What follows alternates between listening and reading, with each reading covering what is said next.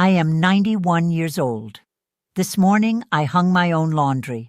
I walked to the mailbox and back. I made my own breakfast. I sat quietly and read a few pages of my book. And I did all of that before most people even opened their eyes. People often ask me, how? How are you still doing all that at 91? My name is Louise Miller, and I'll tell you something honestly. It's not luck, it's not good genes, and it's certainly not anything complicated. In fact, it's the opposite. It's the small things. In my earlier years, I thought staying alive was about avoiding the bad, avoiding the wrong foods, avoiding stress, avoiding mistakes. But as time passed, I realized something important. Stopping bad habits is only half of the story. Because you can remove everything harmful from your life and still sit in a chair, doing nothing, waiting for time to pass. And I almost became that person. After my husband passed away, the house became too quiet. No footsteps, no voice calling my name, no one asking what was for supper, just silence. There were mornings. I didn't want to get out of bed. I remember thinking, what's the point today? No one would know if I stayed there. No one would notice. But one morning, I sat up, slowly, and I decided to do something small, not something big, not something dramatic, just something. And that day turned into another, and another, until I had built a life again, out of small, simple habits.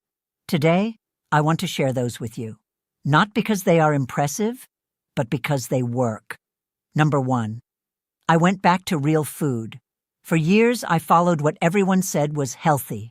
Processed spreads, bottled oils with names I couldn't pronounce. But I grew up differently. The women in my family cooked with real ingredients. Butter, simple oils, food that came from the land. And they lived long lives, strong lives. So one day, I went back to what felt natural, back to what my body understood. And I felt the difference. My digestion improved, my energy steadied. Even my mind felt clearer. Sometimes, the old ways were right all along. Number 2, I eat the same simple breakfast every day. Nothing fancy, just something my body recognizes. Something steady. People think variety is always better. But there's peace in simplicity. My body knows what's coming. It doesn't have to guess. It doesn't have to struggle. And because of that, I feel balanced throughout the day. No crashes, no sudden hunger, no confusion, just steady energy. Number 3, I move before I rise. Before my feet touch the floor in the morning, I take a few minutes. I move my ankles. I turn my wrists. I gently stretch my neck, slowly, carefully. Because at 91, your body doesn't just start anymore. You have to wake it up, like an old engine on a cold morning. And those few minutes have kept me steady. I haven't fallen in years. And at this age, that matters more than most people realize. Number 4, I move every single day. Not exercise, not routines, just movement. I walk when I can.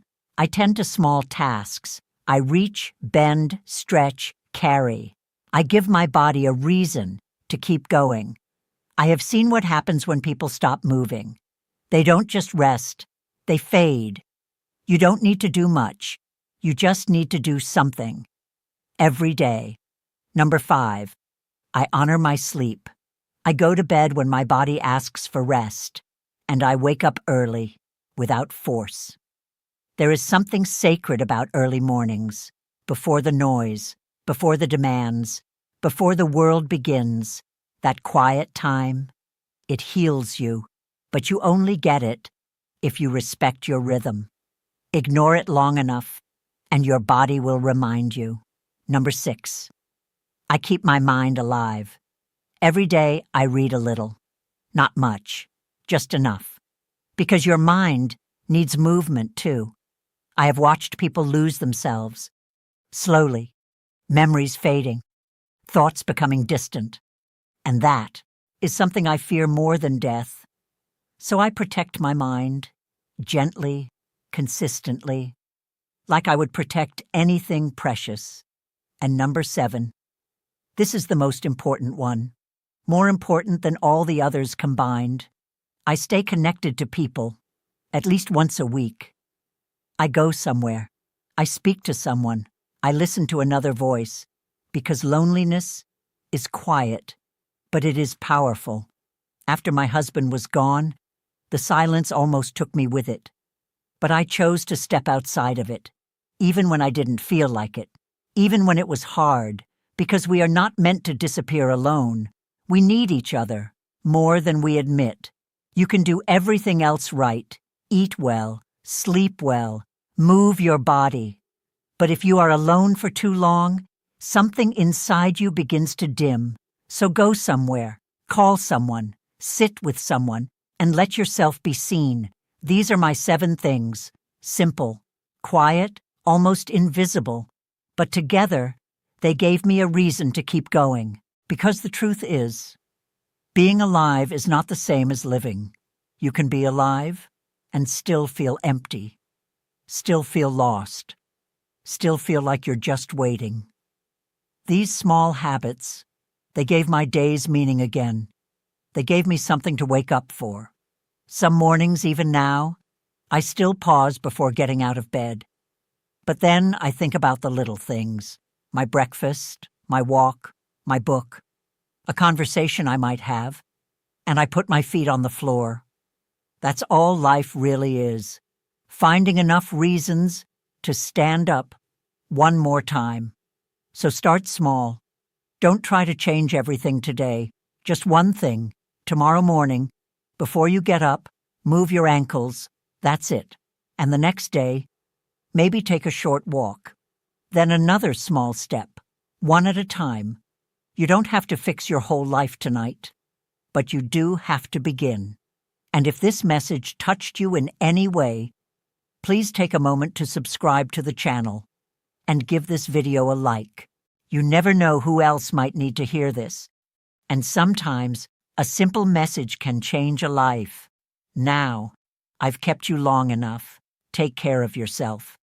And don't forget, it's the small things that keep you here.